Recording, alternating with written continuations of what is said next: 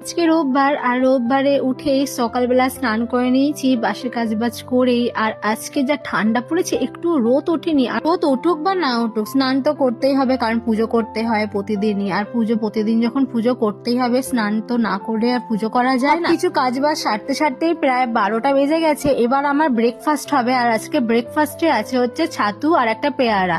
আজকে আর কিছু করার টাইমই পাইনি, আর আগের দিনের কোনো খাবারও ছিল না যেটা খেয়ে নেবো, তো এটাই আজকে খাবো, এটাই আজকে ব্রেকফাস্ট।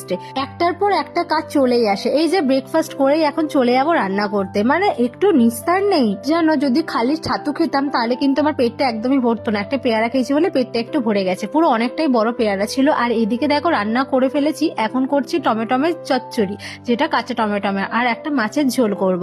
ব্যাস তাহলেই। আর এত ঠান্ডা পড়েছে, এখন আর ভাগের রান্না করতে পারছি না, কারণ হাত পা পুরো এটে এটে আসছে। মনে হচ্ছে কখন আমি রান্না বান্না করে সব কাজ করে আমি লেপের তলায় যাব।